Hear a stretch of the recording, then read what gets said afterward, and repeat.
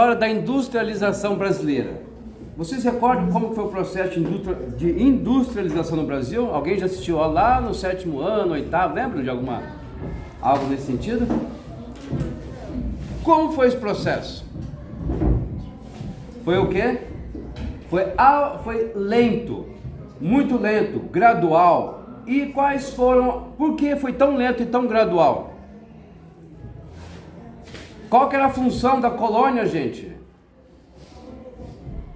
Quais eram as funções da colônia ou colônias no processo do mercantilismo? O processo colonial tinha preocupação com a industrialização?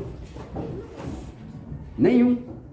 Porque no processo de mercantilismo, a colônia tinha que gerar riqueza para os estados modernos, principalmente os que vocês já conhecem, principalmente que vocês estudaram na 7ª série: Portugal, Espanha, Inglaterra e França. Então, o objetivo da colônia era criar riquezas para essas grandes metrópoles. Inicialmente, a ideia era metalista. Você já sabe o que é metalismo, a ambição por ouro, diamantes, prata, etc. E no segundo momento, o processo de mercantilismo, onde mercadorias específicas, produtos específicos eram, vamos dizer assim, produzidos para a metrópole, e a metrópole tinha aquela exclusividade daquele produto ao qual ela gerava riqueza para o Estado. Então, no caso do Brasil, era açúcar.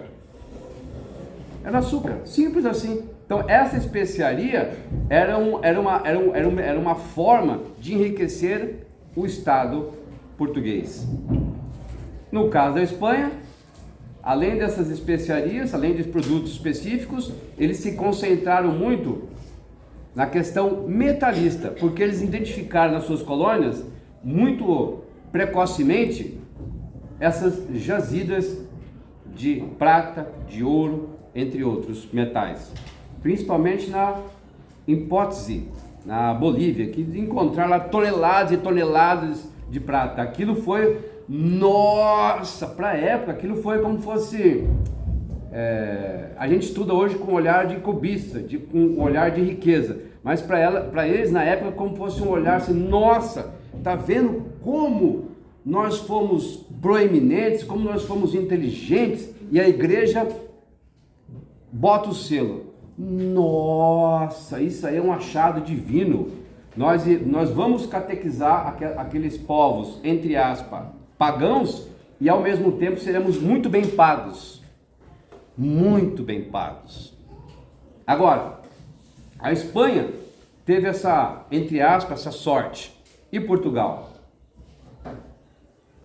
que colonizou o Brasil? Portugal teve a mesma sorte inicialmente? Não. Eles ficaram como caranguejos aqui no Brasil, tentando identificar metais preciosos. Então, só foi possível essa descoberta divina, entre aspas, só no século 17 e 18 em Minas Gerais.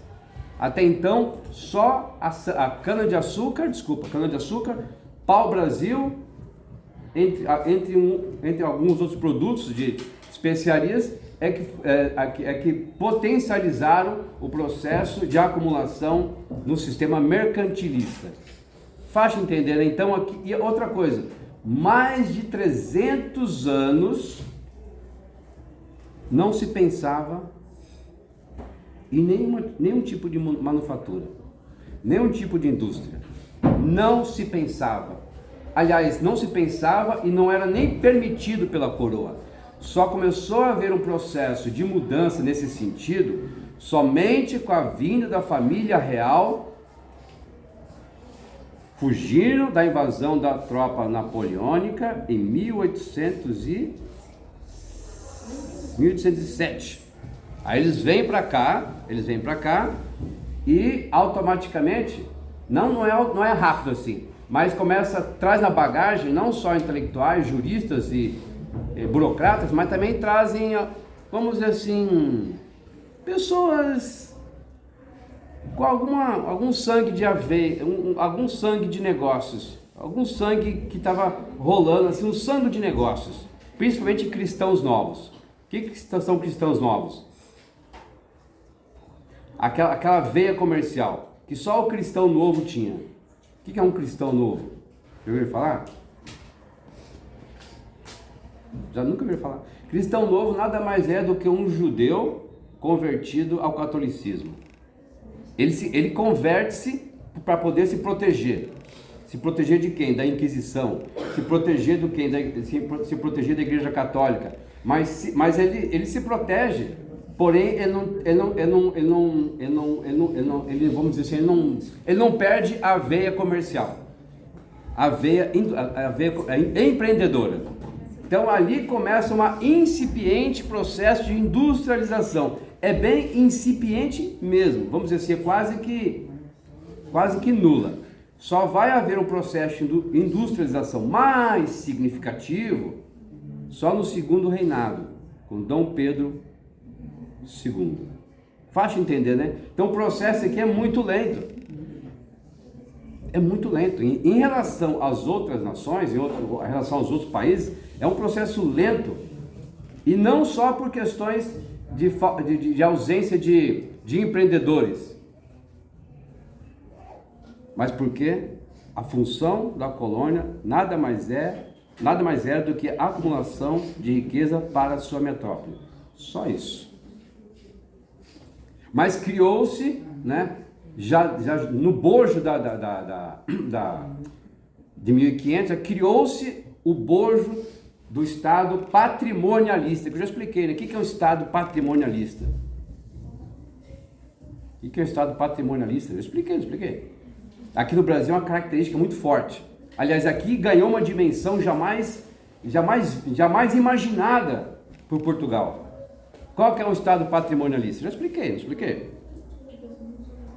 Não expliquei? Expliquei, né? Estado patrimonialista, gente, é aquele Estado que foi gestado lá no século 13 e 14 por grandes juristas portugueses, aonde que Portugal tinha um território pequeno. Então, qual que é o projeto de Estado? O projeto de Estado é o seguinte: aumentar o seu território. Aumentando o seu território, você faz o quê? Hein, gente? Quando você aumenta o seu território, o que acontece? Você tem um território X. Se você compra um território Y, Z, o que você faz? Você cresce. Você aumenta o seu patrimônio. Consequentemente, quem vai desfrutar desse patrimônio? Quem vai desfrutar desse patrimônio, gente? O governo. Não é aquele governo representado pelo monarca, mas um governo onde não tem só tem uma bandeira do monarca, mas na verdade tem um grupo que está ávido, louco por acessar esse patrimônio. E por incrível que pareça, o nosso processo de enriquecimento, uma boa parte se deu através desse Estado patrimonialista, aonde grupos ou estamentos acessam esse patrimônio e não correm risco nenhum. Então, qual empreendedor? Né? O cidadão tem que ser muito empreendedor, tem que ser um cara dinâmico, tem que ser empresário, o cara tem que ter uma cultura diferenciada para poder, vamos dizer assim, para poder fazer, não, eu não quero fazer parte desse estamento, eu quero fazer algo diferente, eu quero fazer algo empreendedor, eu quero fazer algo para fazer o país crescer ainda mais. Qual o cara que vai pensar assim, sendo o quê? A cultura patrimonialista é o seguinte: você tendo acesso ao aparato estatal, você já tem acesso à riqueza, ao bem-estar. Você vai querer arriscar o seu dinheiro em troca de uma estabilidade? O que você prefere, estabilidade ou você quer fazer algo diferente? Estabilidade. Então a nossa cultura, por mais de praticamente 400 anos, gente, nós procuramos, não estou dizendo que nós estamos errados, nós procuramos a estabilidade, procuramos a segurança, por um motivo muito simples. Muito simples. As nossas taxas de juros é uma das mais altas do planeta. Se tiver outros planetas, pode ser que a gente vai competir quase de igual para igual, em termos de taxa de juros altíssima. E o que isso, essas taxas de juros altas, o que acontece se um país passa, vamos dizer, tem essa configuração econômica no país. O que acontece com o país, gente? Taxa de juros muito alta, o que acontece? Vai estagnando. Ou fica estagnado porque o empresário dificilmente ele vai arriscar um patrimônio que ele tem, vai arriscar, vai tentar uma modalidade de negócio que dê mais do que uma rentabilidade bancária. O governo vai se endividando, porque ele vai pagando uma taxa de juros cada vez mais alta e vai fazendo o quê? Vai impregnando ainda mais essa mentalidade do desejo de cada um de nós, incluindo eu, incluindo vocês, os pais de vocês, todo mundo, desejo pela estabilidade.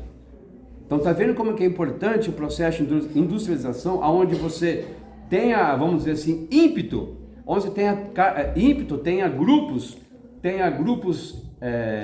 que tem essa mentalidade, mas grupos também que não adianta só ter mentalidade, mas se a pessoa precisar acessar um capital de giro com esses altos juros, qual que é a possibilidade de dar certo? É bem baixa. Gente, isso é muito baixa. Então é um processo que infelizmente o Brasil até está passando. Já estava indo muito bem, né?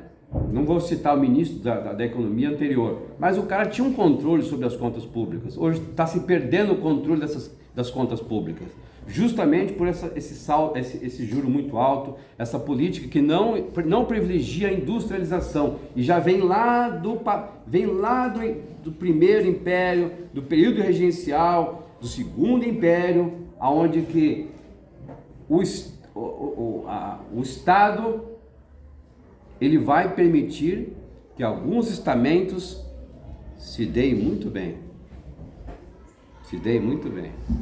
Alguns estamentos, alguns grupos, então está maravilhoso para esses grupos. Maravilhoso. Juízes, aonde coloca as filhas como juízas, juízes que coloca os filhos como, juízes de tribunal de contas. Está maravilhoso para esse grupo. Além de outros grupos que eu não vou nem citar para não ficar chateando vocês, né? Igual, o que vocês querem? Estabilidade? Então vamos dizer assim, supostamente vai ter que procurar algum nicho dentro desses estamentos, dentro desse estado.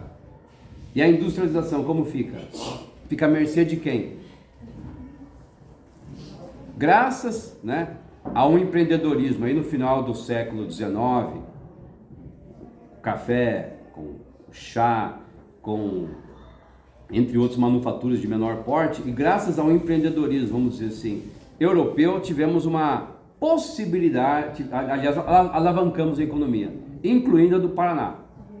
Mas imagine a vontade que esse empreendedor tem que ter, hein?